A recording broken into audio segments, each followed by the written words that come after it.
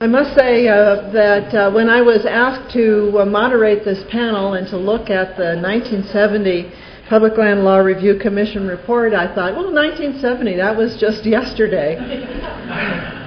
Now I feel like a complete historical relic, but there you are. Yesterday we heard that 1970 really wasn't that far from World War II. Was news to me, but there you go. The American people today have an almost desperate need to determine the best purposes to which their public lands and the wealth and opportunities of those lands should be dedicated. Those are not my words. They were not written today, although many of us would find them very contemporary. The words are, in fact, from the introduction to the Public Land Law Review Commission report. 40 years on, as this conference demonstrates, there is still a need, a very current need, for Americans to examine the purposes and determine the best purposes for our rich legacy of the public lands. This session is about wildlife on the public lands. It's chapter 9 if you want to follow along in your hymnal. I would venture that in no other area of public land management has there been greater change since 1970 when the Commission's report was issued. Consider, in 1970, the Bureau of Land Management had no organic statute. It had temporary authority under the Classification and Multiple Use Act of 1960 to administer lands for multiple use purposes, but there was no specific statutory authority to manage wildlife. The Forest Service was operating under the Multiple Use and Sustained Yield Act, which did identify wildlife as one of the multiple uses of the national forests, but gave no statutory directives on how to take wildlife into account in management or how to balance wildlife values with the other multiple uses and activities on the national forest lands. The Endangered Species Act of 1973 had not yet been enacted, and the ESA of 1966, according to the Public Land Law Review Commission, was not designed primarily for the public lands, which surprised me. Not sure what it was designed for in that case. The Commission noted that neither the Forest Service nor the BLM was spending much time or money in wildlife management. The reason, it was not their job. At least they did not consider it to be their job. The prevailing theory at the time was that the states were responsible for managing wildlife populations, even on federal lands. The traditional role for the states was stemmed from the old state ownership doctrine and its more modern counterpart, the public trust doctrine. The wildlife being talked about were game species, of course. Non-game species were given virtually no attention at all. And so under the prevailing theory, it was up to the states to set hunting and fishing seasons, determine the armaments with which you would go forth and bag a species that was hunted or fished, and the limits for doing that. In 1970, when the report of the Public Land Law Commission was issued, there was no statutory authority for federal land managing agencies to act in ways that were independent of or contrary to state wildlife law. There were no Supreme Court cases upholding federal authority to take wildlife on the federal lands without state approval, although there was this astonishing case in the 10th Circuit that approved the killing of deer by federal officials on the Carlsbad Caverns National Park without obtaining a state hunting license. And in 1964, as the Commission was doing its work, a solicitor of the Department of the Interior issued an opinion that created significant controversy, in which he concluded that regulating wildlife populations on the federal lands was an appropriate and necessary function of the federal government. It was an expression of the property clause power of the Constitution, and in fact was an authority that was superior to that of the states. Well, you can just imagine what happened in the aftermath of that. When you look at Chapter 9 of the Commission's report, you see an awful lot of focus on how to complement state authority and enhance federal management of wildlife without taking actions that are inconsistent with state regulation. The theme of deference to the states runs very strong through the chapter. The Commission blamed the tension between the states and the federal agencies on the absence of federal statutory authority to clarify the federal role in wildlife management on the public lands. There was a failure of Congress, said the Commission, to define wildlife management objectives for the Forest Service and the Bureau of Land Management, and to provide clear and meaningful guidance on how wildlife resources were to be used to achieve multiple use goals. Great attention, said the Commission, has been given to fish and wildlife policy, but Congress has failed to relate that policy to public land policy, leaving federal land policy unclear as it concerns fish and wildlife. The big question for the Commission was, should the states be given some explicit measure of decisional authority over some aspects of public land management that concerned wildlife? And the specific issues that the Commission looked at were wildlife production goals. How many of what species were going to be raised and maintained on the public lands? Habitat protection and enhancement. What was the state role there to be sure that there were sufficient numbers of species in a productive habitat to hunt and fish? Harvesting regulations and limits and so on. And the Commission looked to Congress for the answers because it felt that Congress had not adequately stepped up to define those objectives and provide that guidance in earlier statutes. Among the Commission's recommendations were that the states continue their traditional management of wildlife populations, but that Congress give land managing agencies authority to achieve land management objectives. In other words, statutory authority for land use decisions that would affect fish and wildlife populations or habitats on the public lands. Congress, according to the Commission, should also define the objectives for federal land management of fish and wildlife and provide guidance on allocation and use. A lot of the Commission's regulations had to do with cooperation and collaboration, and they recommended that the states and the federal agencies enter into cooperative agreements to coordinate public land fish and wildlife programs, make sure that those coordinated effectively with state programs. And they recommended that the states and the federal agencies develop standards and plans for habitat classification, carrying capacity determinations, and other manners.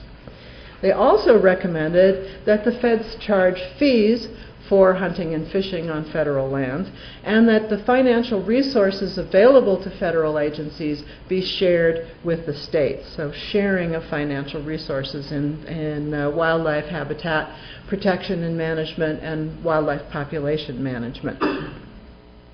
It's interesting when you look at that half of the Commission's recommendations to put it in historical context. And I think that at the time that the Commission's suggestions did mirror what was going on as a matter of law and policy.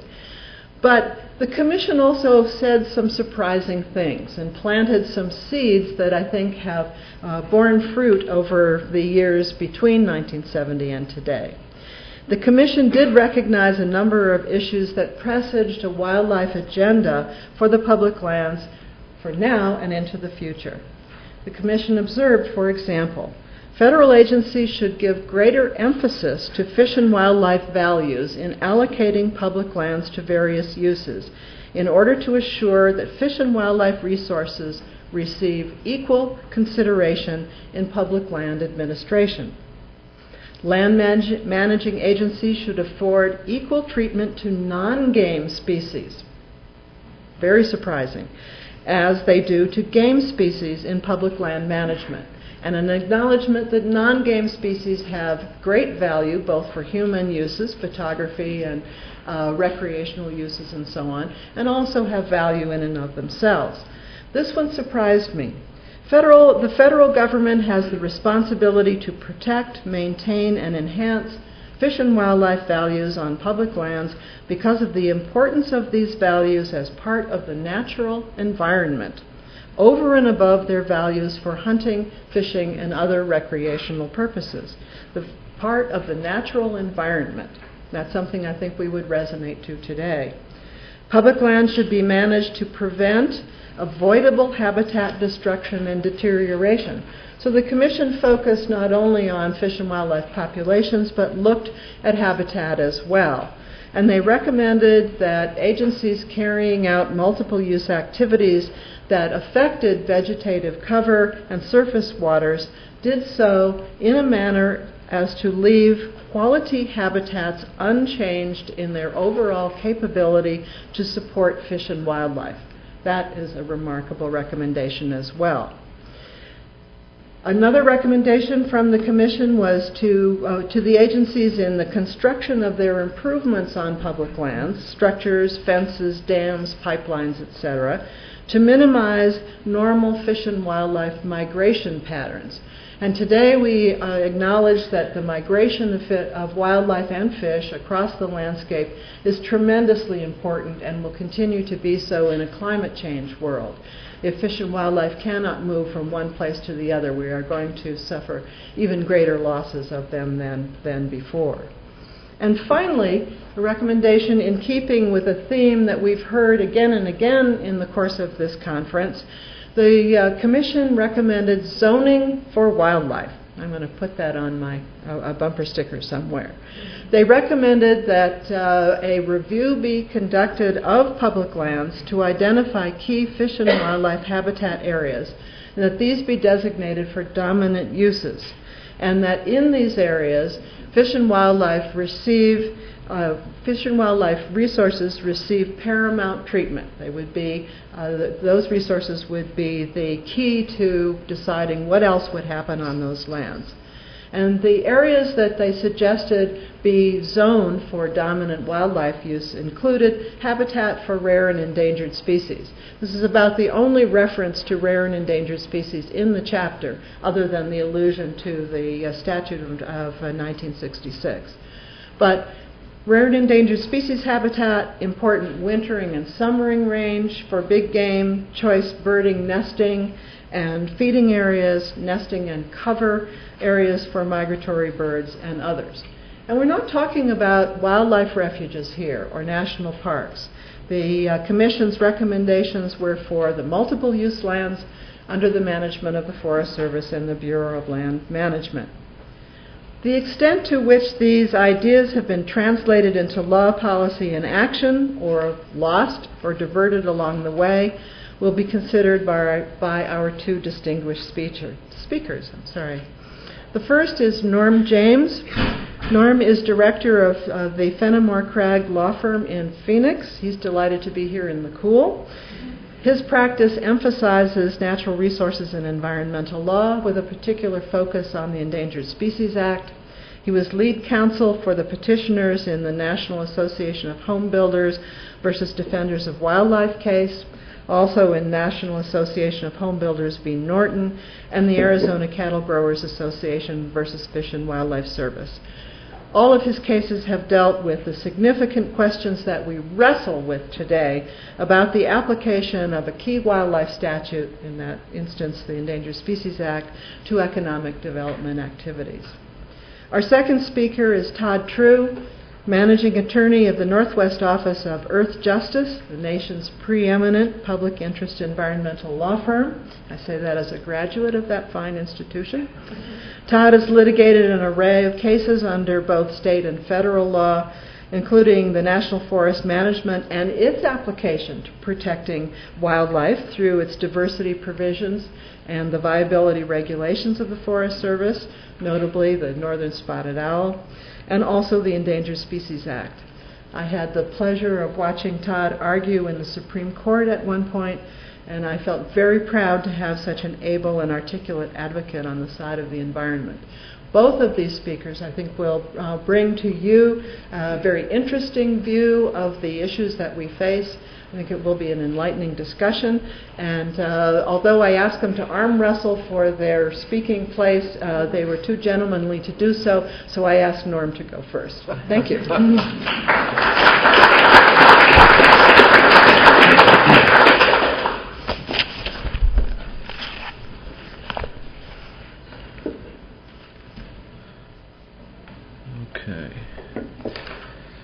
Good afternoon.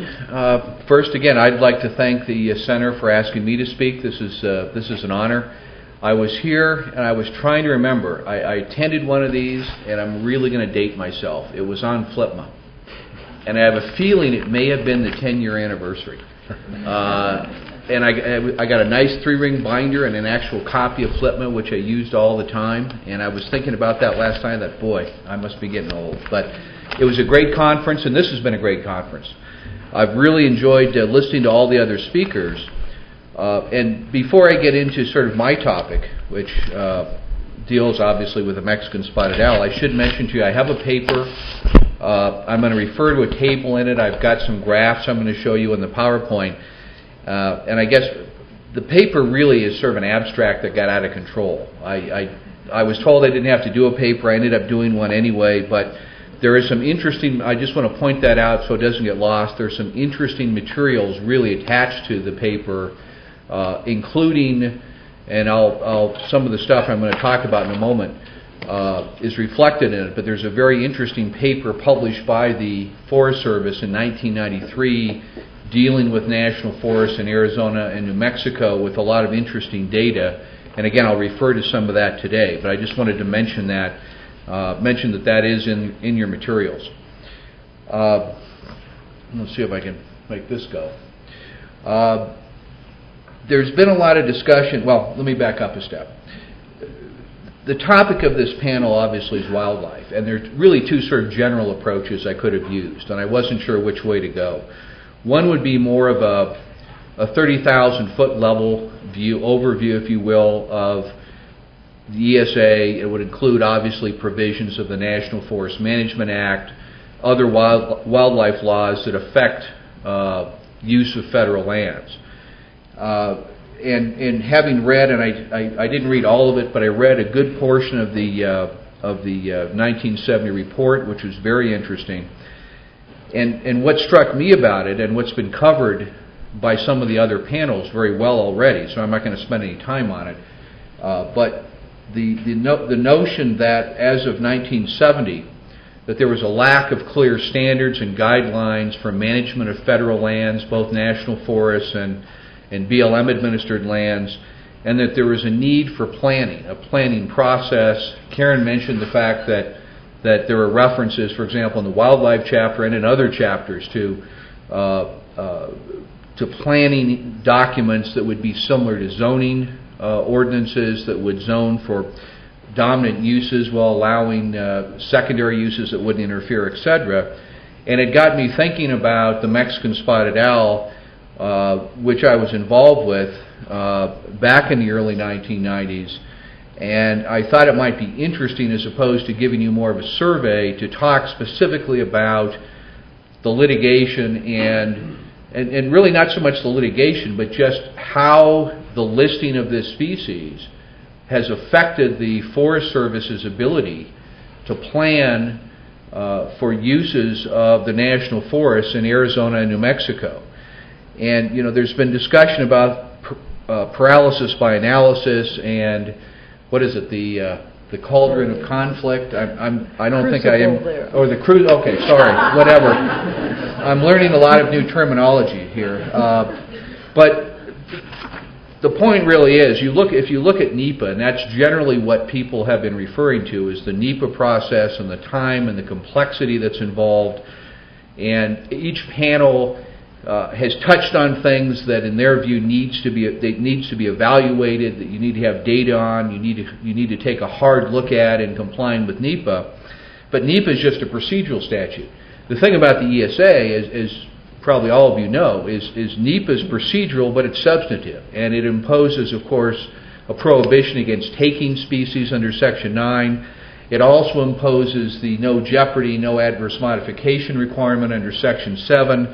For federal actions, and requires that federal agencies consult with the Fish and Wildlife Service to ensure that they satisfy that no jeopardy, no adverse modification requirement.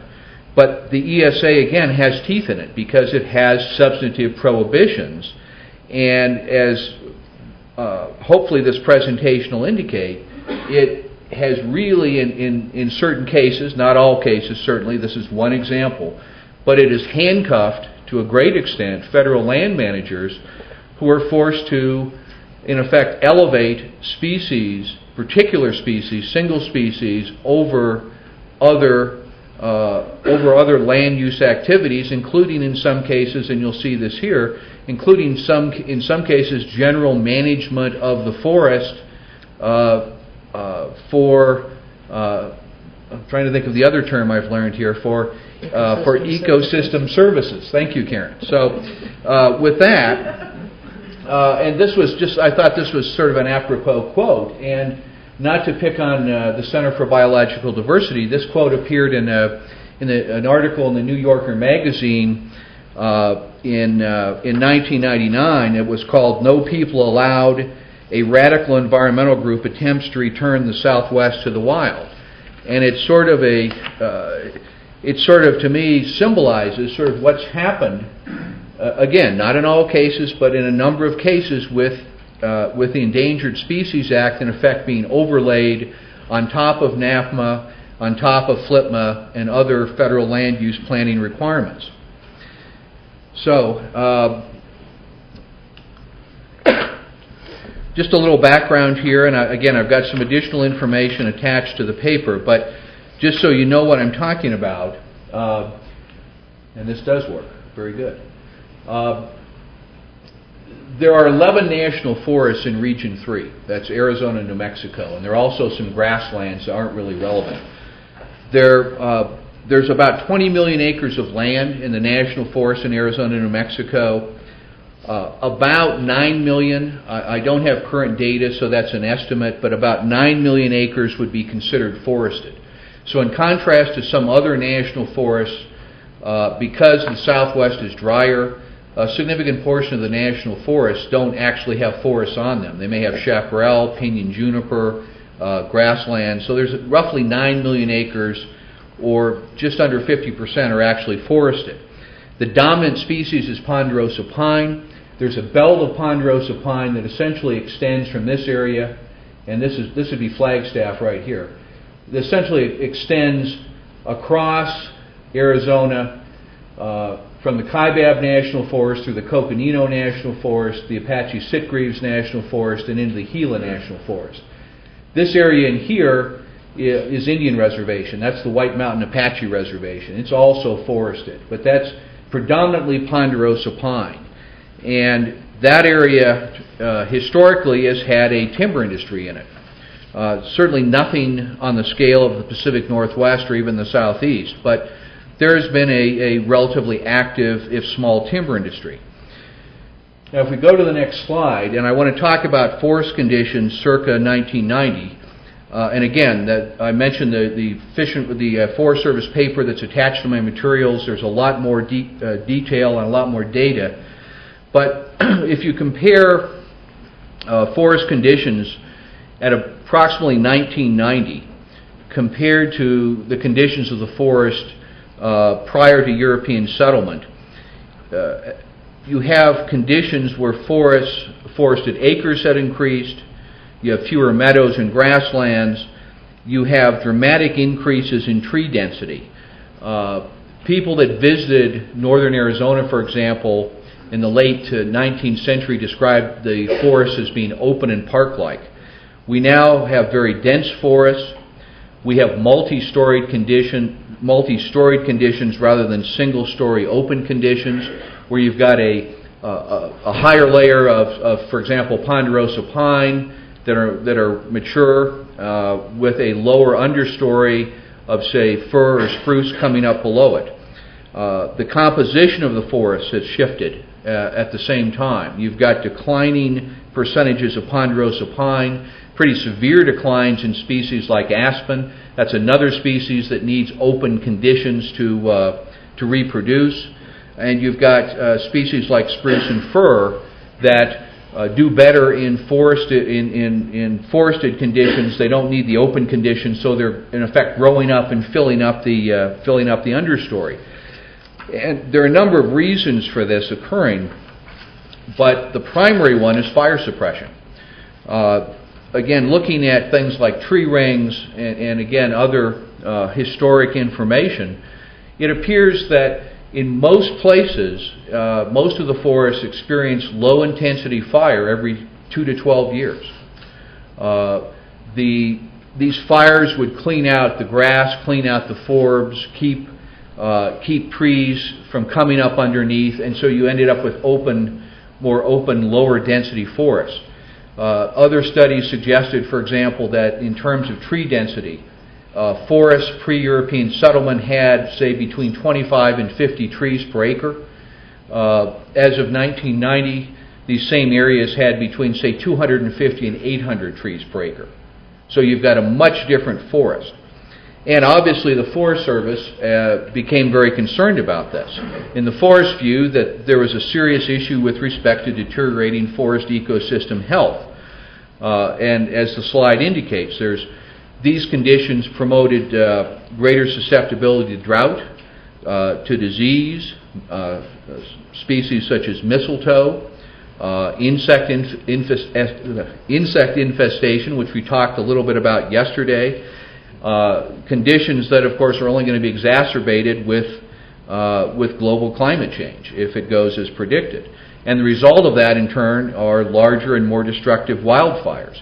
There was discussion yesterday by Mr. Harris about fires, and he mentioned 2 or 3 examples that fires had burned between, say, 125,000 and 150,000 acres, while in 2002 in Arizona the Rodeo Chetasky fire burned 460,000 acres.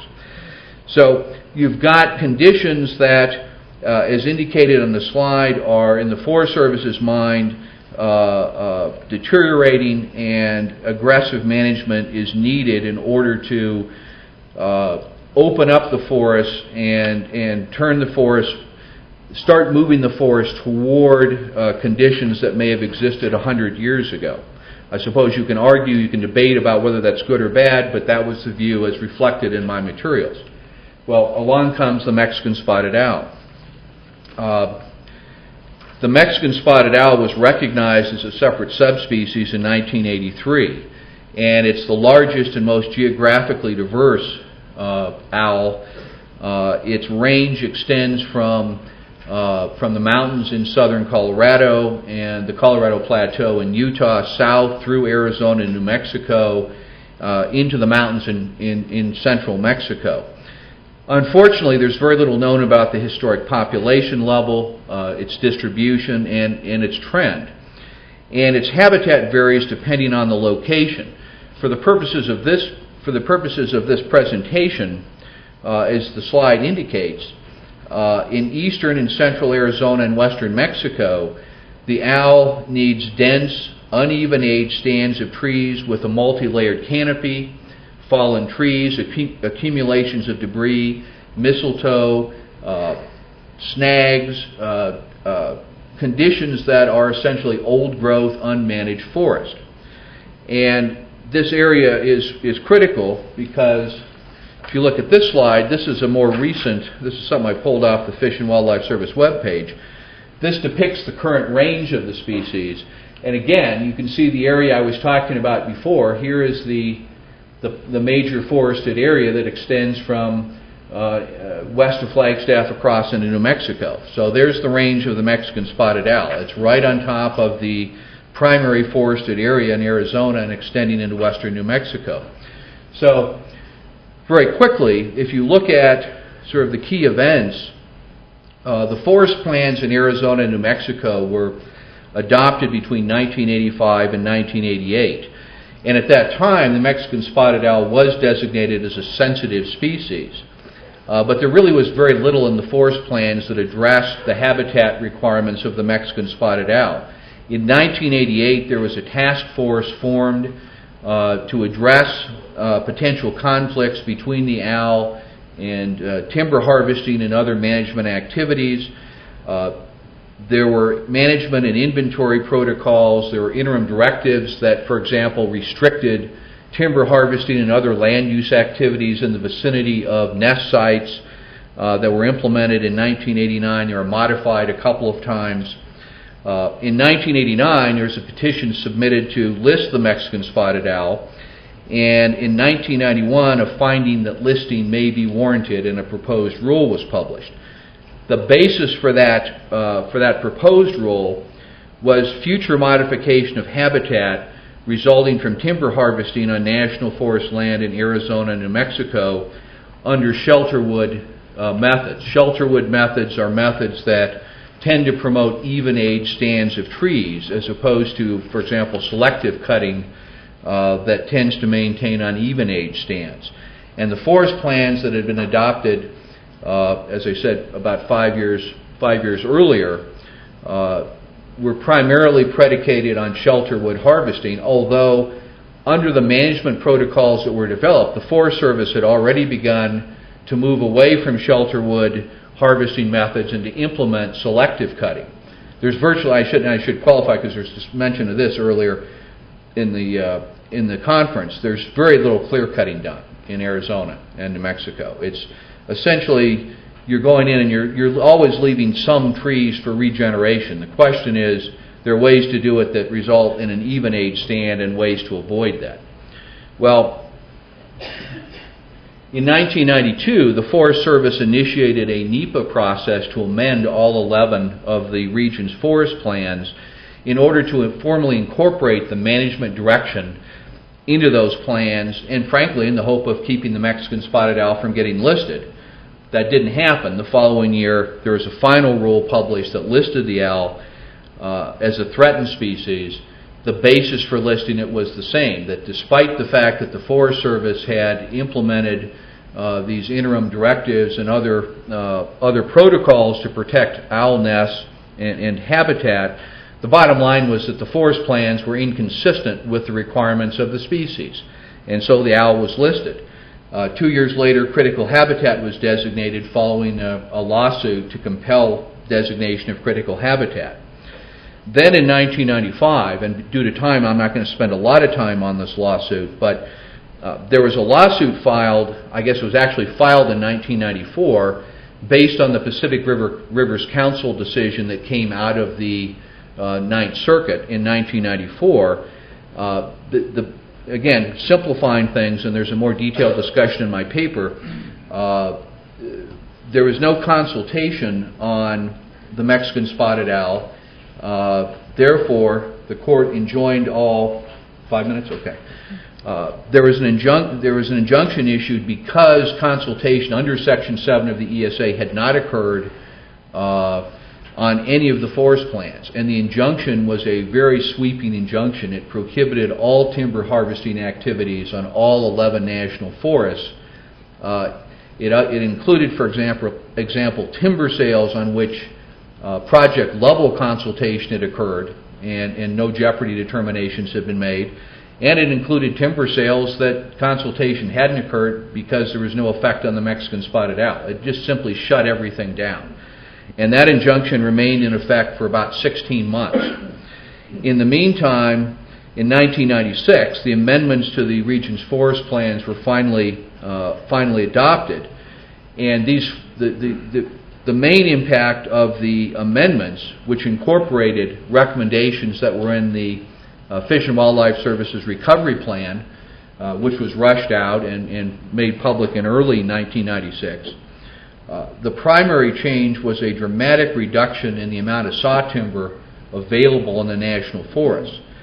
And in fact, it reduced the amount of saw timber down to about 80 million board feet, again, on all the forests.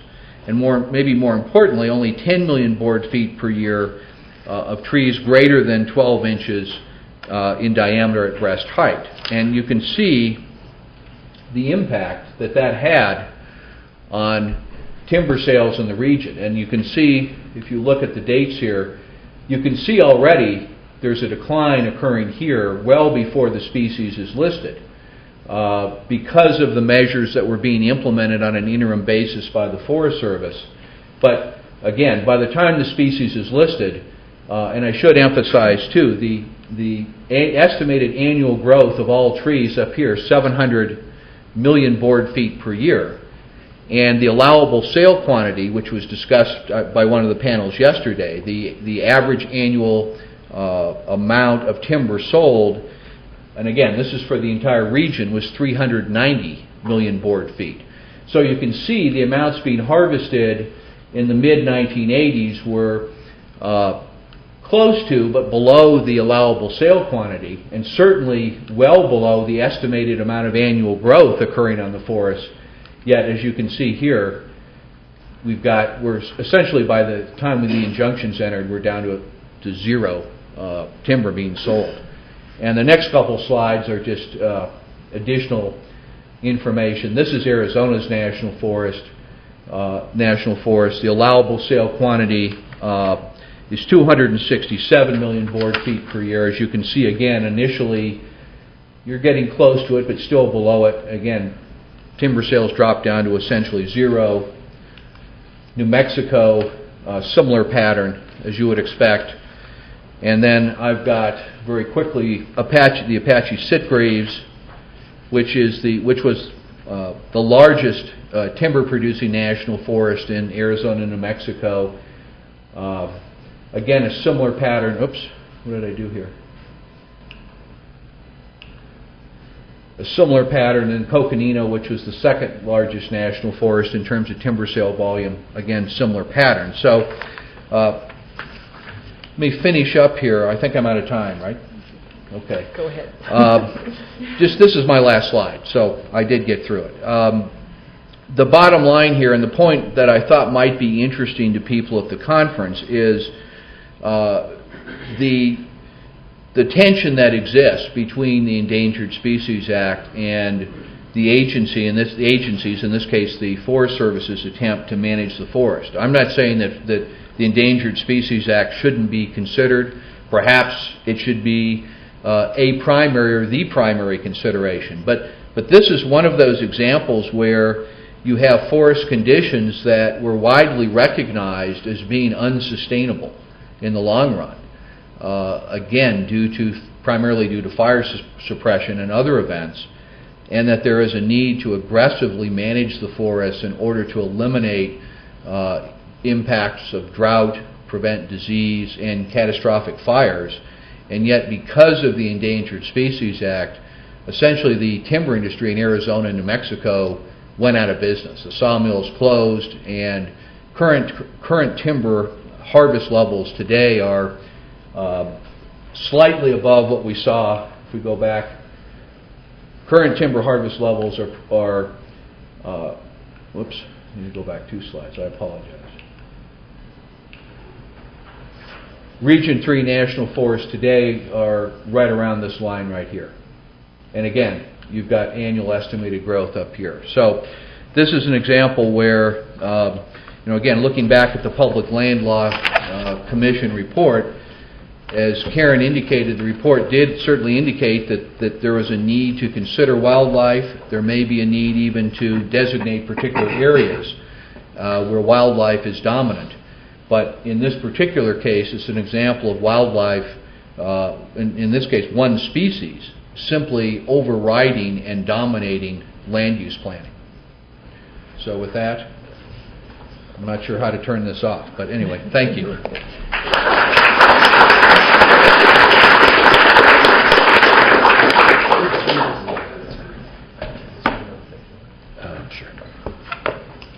So, thank you.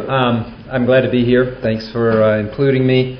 I'm keenly aware that I'm the last speaker between you and the beer and wine, so I will Take your time. speak with dispatch. I do agree with Karen that Chapter 9 on wildlife is kind of is schizophrenic. It's mostly about how many turkeys and deers we're going to have. But there's this thread that runs through it that I think really is visionary might be too strong a word, but it certainly it prefigures a lot of the concepts that have been embodied in the laws that were passed subsequently. And I was so curious about this that I called here and got somebody to help me, or they did, I didn't do it, somebody to go dig out the underlying study report that Colorado State University put together for Chapter 9, which is some 400-page background. And I said, find out, go look for some of these things. Where does it say in there? Where's the support for things like giving preference to endangered species or protecting the viability of species or critical habitat? And so somebody here looked through it, and the truth is there's not a lot there. So I don't know where this came from. Maybe there was an environmental mole on the commission. But anyway, what I want to do is really talk about what's happened since 1970, because I do think you can see some of those themes that surface in Chapter 9 play out. So as you know, soon after 1970, we got the Endangered Species Act, the National Forest Management Act, and I think I'm okay. Are you? Well, I'll put it here. Some of the thanks. Okay. Some of the other basic statutes that we are working with today, I sort of think of that period of environmental law as kind of like the high Renaissance for environmental law, that period in the early 70s. And I want to just focus on a couple of those statutes and talk about them. And I want to start with the Endangered Species Act. And I want to say that I'm sympathetic with Norm's slides about the timber industry in the Southwest, because we once had a timber industry in the Northwest too. Something happened to it. But in the ESA is really I don't actually think it has played quite the dominant role that you might think in wildlife law on the public lands, though it certainly has played a significant role. And I want to talk about some of the cases that are in my materials just briefly to kind of illustrate why. The first couple of cases I just want to mention are Connor versus Burford and Thomas versus Peterson, because they're just bedrock cases about the interaction between the Endangered Species Act and the public lands. And I think of them as falling in that important legal category of not so fast, guys. Because what they say is you can't really follow the Endangered Species Act and sort of disaggregate all of your projects so that they all look very small and insignificant.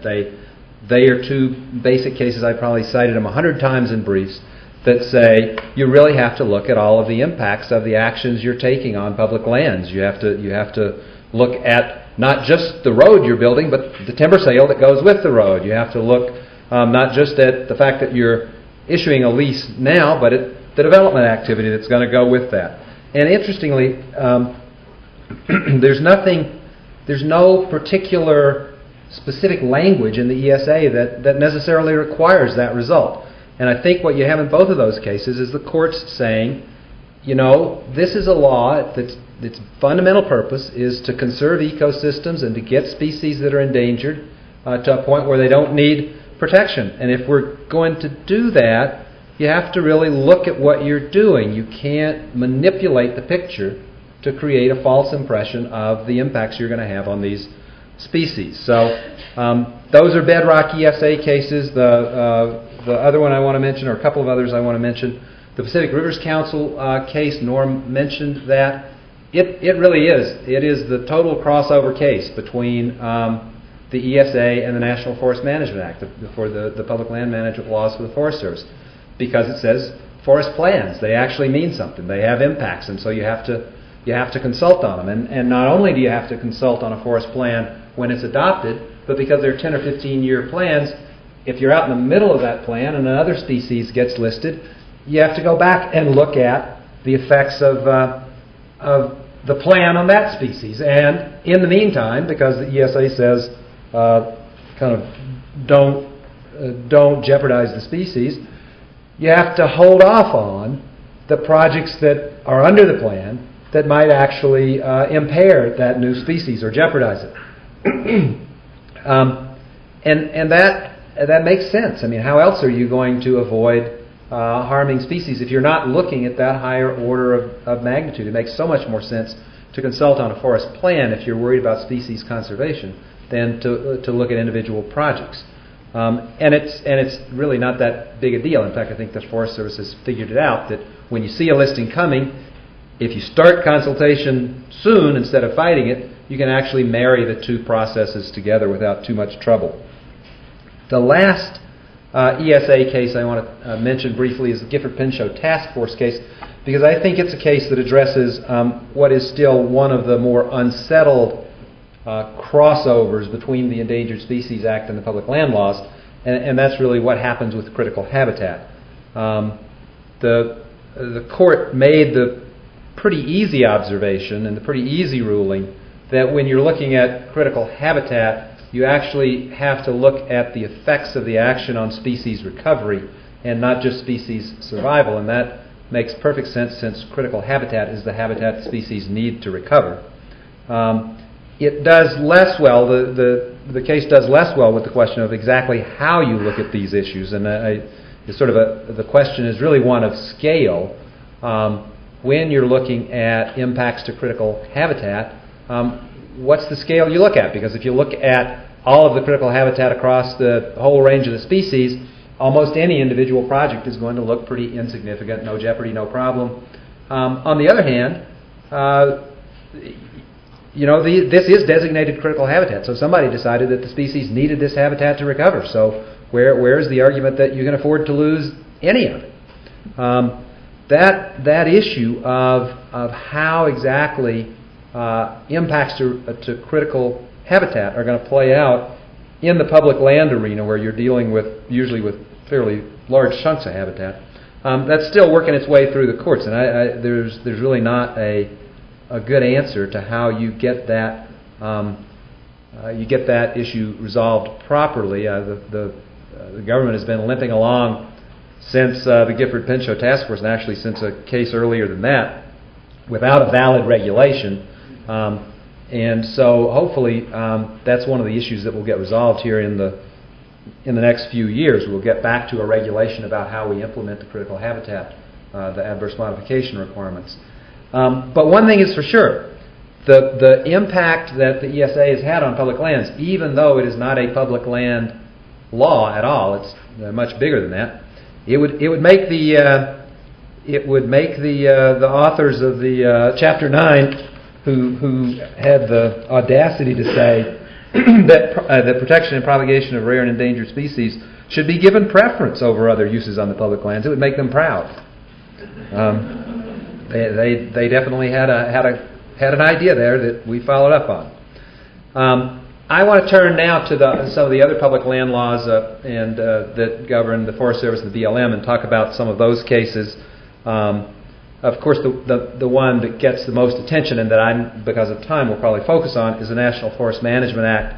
And the biodiversity provision in that statute and then the 1982 regulations implementing that, and particularly the species viability regulation, are really, I think, the very direct descendants of that theme that you see in Chapter 9 about the role of non-game wildlife, and in particular the role of public lands in supporting non-game wildlife.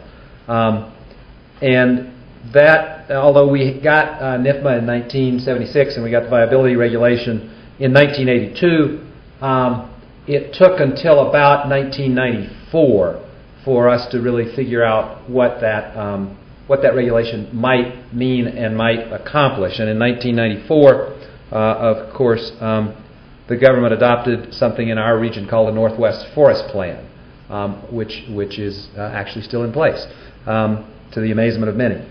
And that is sort of ecosystem species planning at a large scale that really is pretty remarkable. I cited one of the cases in my materials. I actually cited the wrong page. If you went and looked, the ruling that's on page 1286 is a procedural ruling. The court had a habit of packaging a bunch of rulings together, and that's just the first one. The one you really want is on page 1291, and that's the decision where the court upholds the Northwest Forest Plan and says that it does an adequate job of implementing the viability regulation. And so in 1994, we had finally gotten around to doing what the folks that wrote Chapter 9 seemed to have had in mind back in 1970. And the thing that's most striking about that is that we've spent the 16 years since then fighting about that.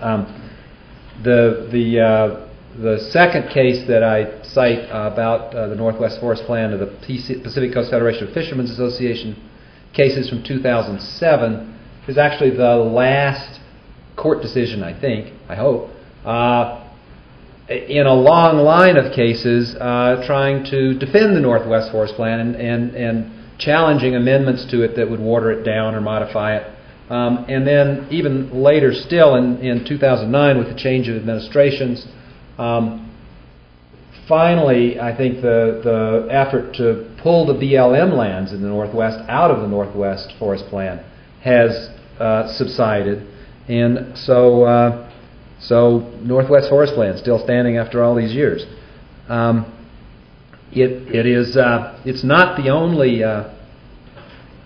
only ecosystem management plan, and of course the whole dust up is not over yet. There are now bills in Congress because the Northwest Forest Plan didn't do everything, and there's still a great deal of forests in the Northwest that aren't adequately protected. So there are bills in Congress now that are looking at different kinds of ecosystem-based protections for the forests in the Northwest. I have to say, one of those bills came out in a draft form within the last couple of years, and it had in it one of my favorite legislative drafting glitches. So I have to tell you about it. In the definition section of the bill, there was a definition of the forest that this bill was supposed to apply to, and it described them as trees that are at least 150 years old at breast height. Wow. That error has been corrected. But that's a great concept. The other ecosystem management plan that I want to talk about just briefly is the Sierra Framework Plan. That one is still an active fight. I cited a couple of cases there. There have been efforts to amend the plan. Those amendments have been challenged. They've bounced back and forth between the Ninth Circuit and the District Court. And if you read those cases, the thing that I find most interesting in them, because I go to court all the time, is the power struggle that's going on between the District Court and the Ninth Circuit over who's going to win. And as between the courts, not as between the parties. The Ninth Circuit says, issue an injunction, and the District Court says, well, I don't think I'm going to do it quite that way, and it goes back up on appeal. But I think the Ninth Circuit will win that power struggle in the end, unless the Supreme Court gets involved, and then all bets are off. The other attempt at ecosystem planning the Forest Service engaged in, or at least one of them, went by the wonderful acronym ICEBUMP, the Interior Columbia Basin Ecosystem Management Plan. And I think that was kind of the third one that they tried, and it really collapsed under it. It got so complicated it collapsed under its own weight, and it was never finalized. But in the meantime, we had a couple of interim strategies for fish. They were adopted in '95. They're still in place. And the Rock Creek Alliance case that I cite in the materials actually talks about one of these in fish is what it's called. One of those strategies doesn't actually rule in favor of the fish on that claim. It does ultimately rule in favor of the fish, but that ruling is based on the Organic Act. So, you never know what's going to turn out to carry the day. There are not too many Organic Act rulings out there. So let me skip ahead and actually talk about kind of what's coming down the road in terms of further evolution of the concepts in Chapter 9. As I'm sure you're all aware, the regulations implementing the National Forest Management Act are under revision. I think the schedule is to have draft regulations by the end of the year. I wouldn't bet on that. And it's even harder to guess where those regulations will come out substantively. But I think there are 3 or 4 big themes to keep an eye on in that regulatory effort. First, following the Supreme Court's decision in Ohio forestry, which I have to say I was involved in, but I didn't argue. And Karen was too polite to tell you that in the case that I did argue, I didn't get a single vote.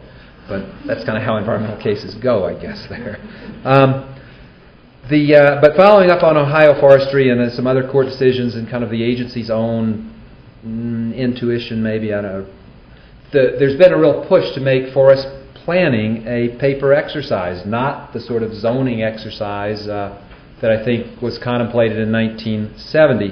And I think one of the key issues to watch as the new regulations unfold is the extent to which we get back to a concept of forest planning that actually guides and tells us how we're going to manage our forests that is more like that sort of zoning concept. I think we need that. I think without that sort of guidance at that level, it is really hard to integrate wildlife management and forest management, because you need that big picture to understand what's going on with wildlife species or a whole ecosystem.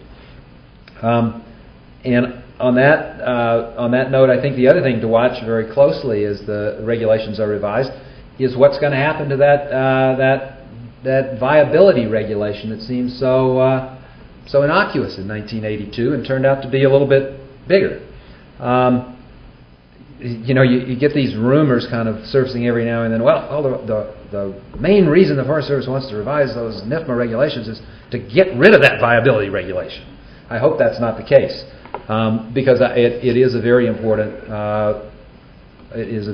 regulation for the management of the public lands. And it's still alive and well. I cited a recent Ninth Circuit decision from March, Native Ecosystems Council versus Tidwell, where the Ninth Circuit got into the viability regulation again, and it said, it's fine for you to count habitat acres as a proxy for assessing viability, but if you know that the species hasn't been in the area for 20 years, counting the habitat acres isn't really a very good proxy for viability. So I thought there was some logic to that. And then the last issue, of course, to watch in the NIFMA regulations is how the whole train of climate change that's coming down the track at us is going to be addressed. That's going to have a profound impact on our natural landscapes, and at this point, I'm more focused on how we're going to build a set of regulations that adapts or that allows us to meet that climate change, rather than what the forest can contribute to mitigating the effects of climate change, because the ecosystems are going to be changing. And I actually think one of the versions of the NFMA regulations from about 2000 starts off in the right direction. It says the first priority for planning is to maintain ecological sustainability, and we have to carefully assess the effects of human activities on ecosystem diversity, and we have to be particularly concerned about disturbances that weren't part of the natural forces that plants and animals protected. And I think going in that direction is going to focus us on what are the human-caused stressors on natural ecosystems, on the public lands, and what are we going to do to reduce that stress? Because if the public lands are going to be under tremendous stress from climate change, then it is all the more important that we add to that stress as little as we possibly can. And of course, a lot of the activities that have been controversial for decades are going to continue to be controversial even in that climate change paradigm, because some of the human-imposed stressors on ecosystems are just what we're looking at and have been talking about today: roads and mining and timber and recreation. Those are the kind of things that in a climate change world we're going to have to be even more cautious and conservative and careful about having a part of our public lands system. So the challenge in the next 40 years, I think, really is going to be how we manage our public lands to address the effects climate change is going to have. And I think we're going to have to take a whole new look at the role of public lands in the water cycle and how those lands retain and water, and what we can do to help them retain water. We're going to have to, as Karen mentioned, we're going to have to look at wildlife corridors, a whole host of things. But if those things are not addressed and tackled in the next round of NIFMA regulations and attacked with the kind of foresight that bubbles up in Chapter 9 here and there, 40 years down the road, we're going to be looking at a very different kind of public lands than we're looking at now. We work a lot with Trout Unlimited on various fisheries issues and fish cases. And I was talking to them about this issue of what we're going to do, how to respond to climate change, and they said, well, we've got our plan for dealing with climate change. We're just going to change our name to Bass Unlimited. I don't think that's the way we want to address this problem. So that's the next 40 years. What we're going to do about what we're going to do with climate change. Thank you. Good. Thank you.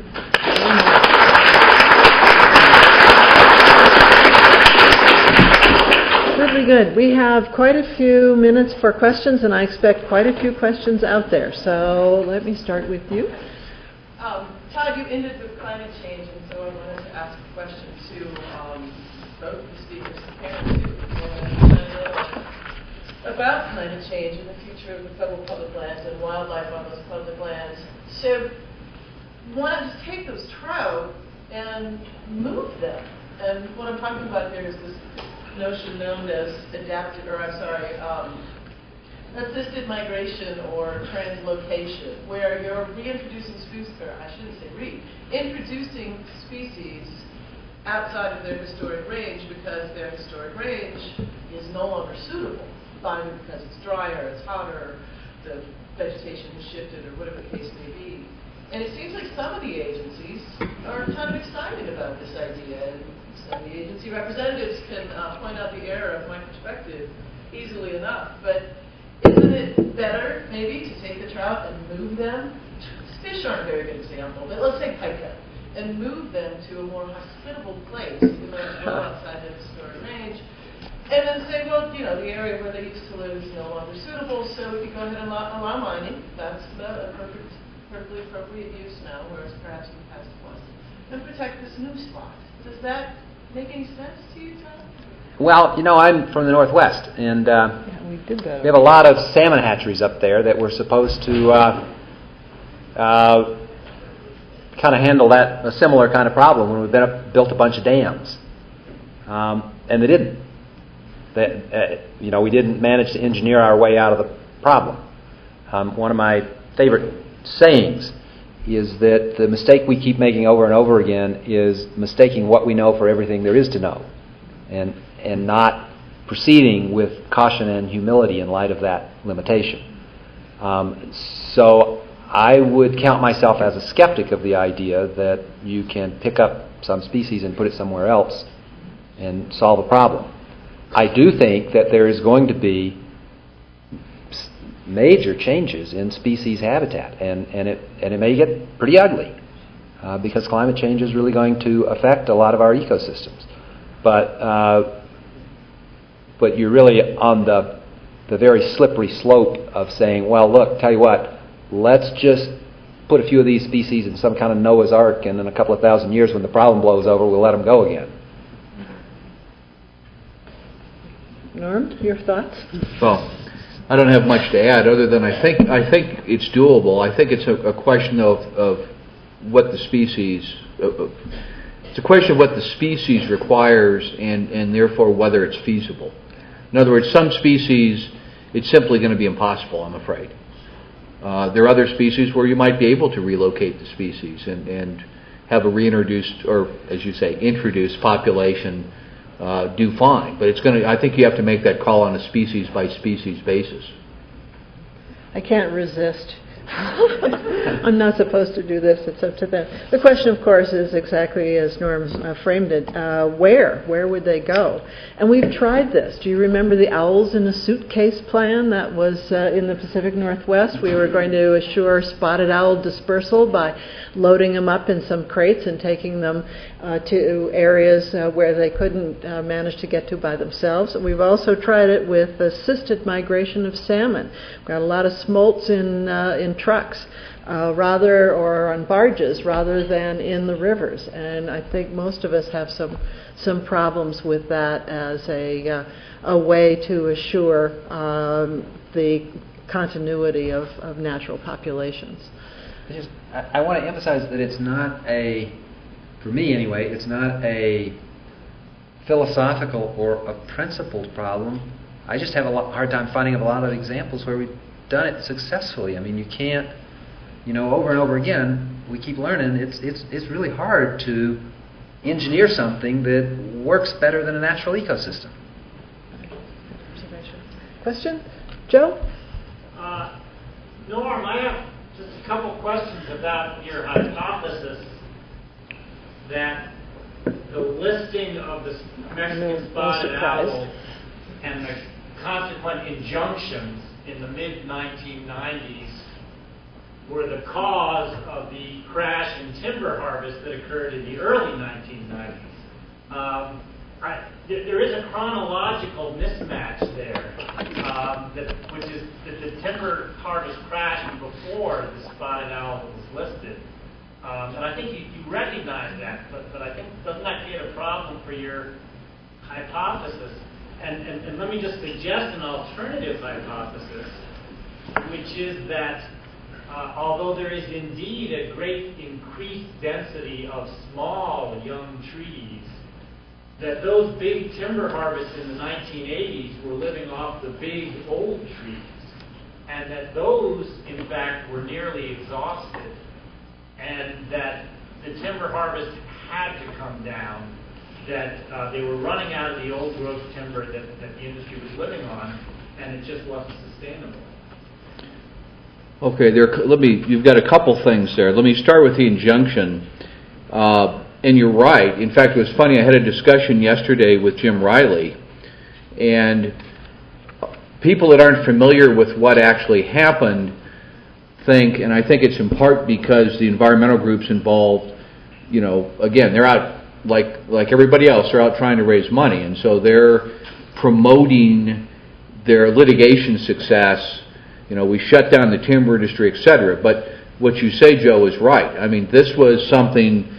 The declines in timber harvest levels really started, as the graphs show, the numbers show, and there's the table that's attached to my materials, really started because the Forest Service started to implement these interim directives and other protocols, and shifting from, as I said, from a shelter wood and even age system to a more selective harvest system. It really didn't have anything, though, to do with the trees, and that's why I had attached the materials to my paper. There's a real good analysis of tree changes between 1962 and 1986 that was done. And while it's certainly true that there were dramatic increases in smaller-sized trees, this idea that you hear that, well, all the big trees were cut, and so there weren't any large trees to cut is simply not true. And the date is here, and the date is attached to my paper. I mean, there were really increases in, and if you look at this paper, it's called Table 1. It's on page 4. Those of you who have it, there was a slight decline in trees that were greater than 29 inches dBH between 1962 and 1986. And also a slight decline. Let me look here. A slight decline in the next class category, but again, these are small declines. But again, if you look at trees, say from 13 to 19 inches dBH, there were increases in the number of trees in the forest. I mean, the bottom line is the numbers that I was suggesting showed. And in contrast, I suppose, to other parts of the country, there were areas in the forest that hadn't been logged that heavily. There's never been a huge timber industry. Again, it's significant locally, as I indicated, but there's never been the type of timber industry that you saw in the Northwest. The problem we had, and I'm not sure whether I explained this, the problem you have in Arizona and New Mexico, in contrast, for example, to the Pacific Northwest, is there's no timber available outside the national forest. There's no BLM land with timber. There's no state land with timber. There's no private land with timber. So if you don't have access to timber on the national forest, you can't operate. So again, I mean, we can debate this, but I think the data that I've seen suggests that there were very small decreases in larger diameter trees, and by large, I mean very large, but a fair number of trees that are still large enough to be commercial saw timber, which is generally considered to be somewhere around 12 inches DBH. Other questions? Yes. I'm wondering, and there may be agency representatives that may want to weigh in on this too, but the role of administrative or legislative designations of public land in preserving wildlife or habitat, and how effective our existing toolbox is. Wilderness legislation, has that been very helpful in preserving habitats, areas of critical environmental concern? Is that been helpful or effective? How have those designations played a role in preserving habitat and wildlife?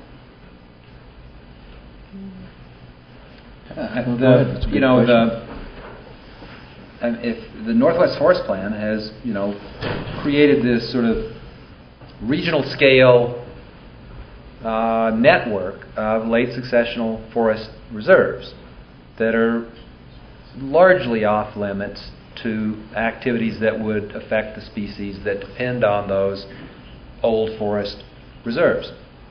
And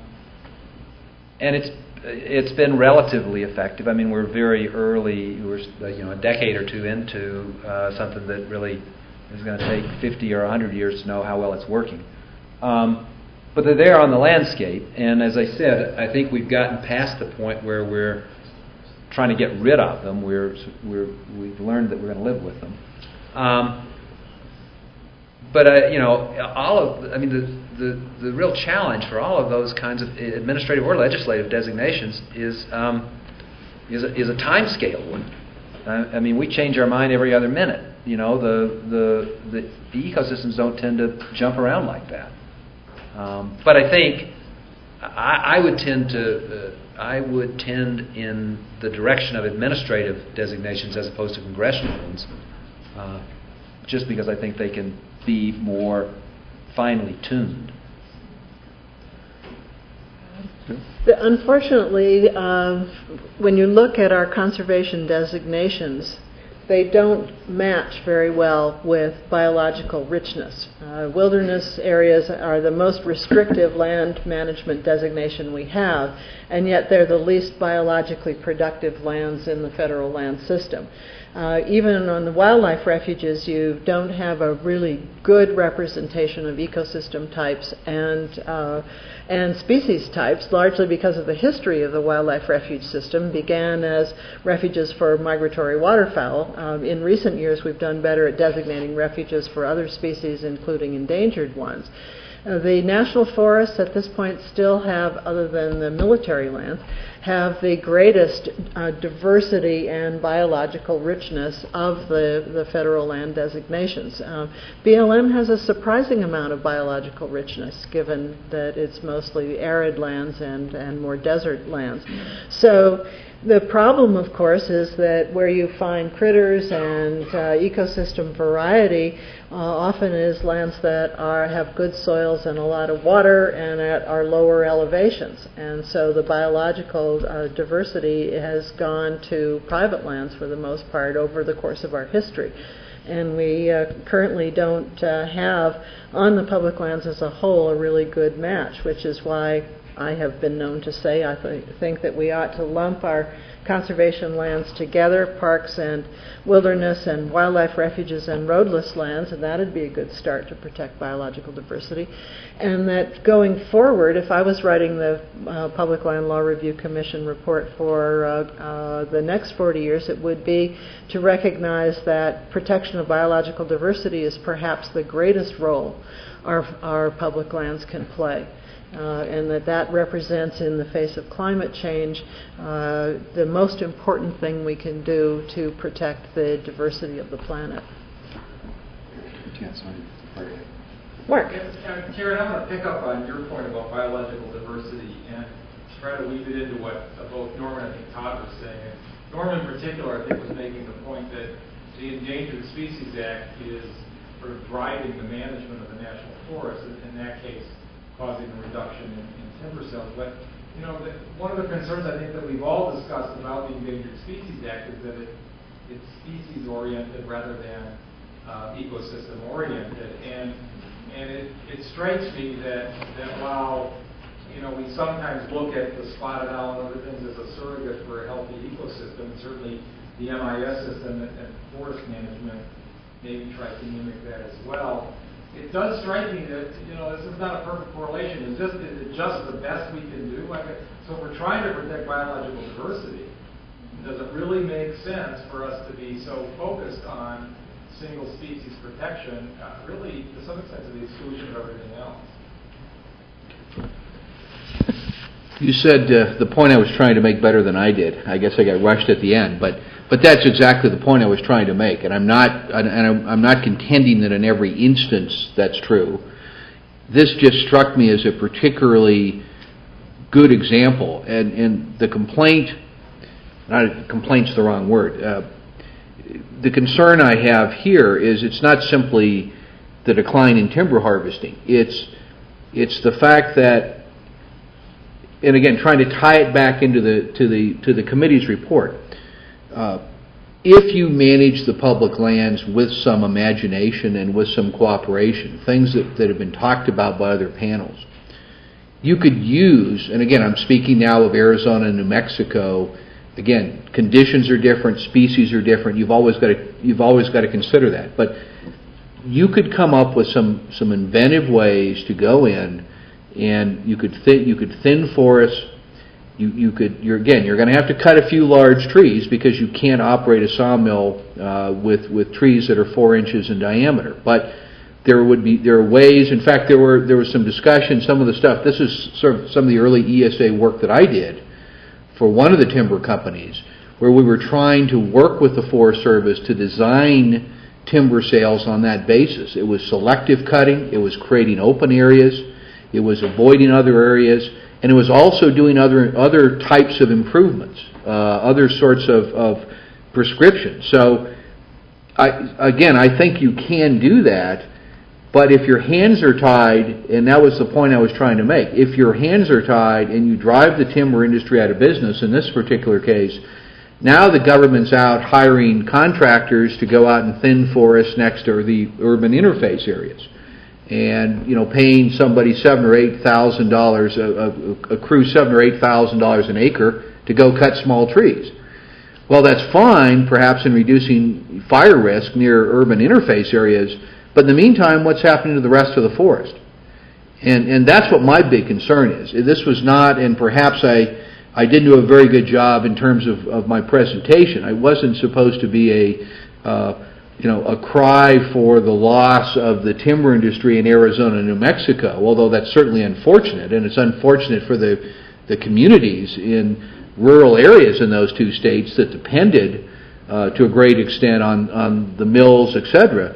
But it's also, you're also taking away a tool that could be used to assist the Forest Service in developing a more in managing the forests in a way that moved them back to the conditions that existed back in 1880.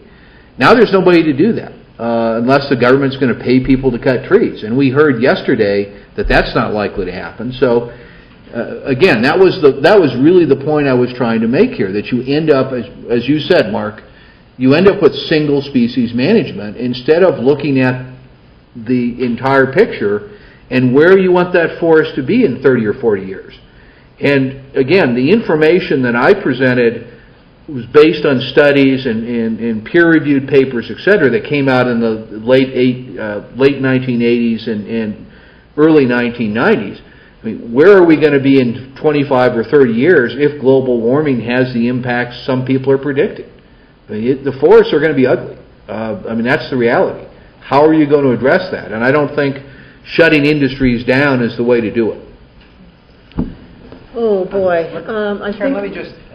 Todd, I was just going to add one thing. The Northwest did not play out like the Southwest. It was the National Forest Management Act that was the driver there. The ESA was kind of a bystander. And we started out with the spotted owl because it was a management indicator species.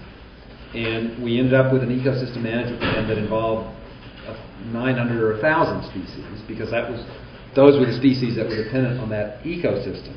So that's kind of what non-single species protection looks like. It does focus on the ecosystem and protecting all the parts of it. The other observation is that the ESA says its goal is to preserve the ecosystems on which these endangered species depend. So I'm not sure it requires a single species focus. You could sort of say, well, we're going to look beyond that and protect this ecosystem, because then we'll get less listings, and And the final point is, a lot of times, because of the way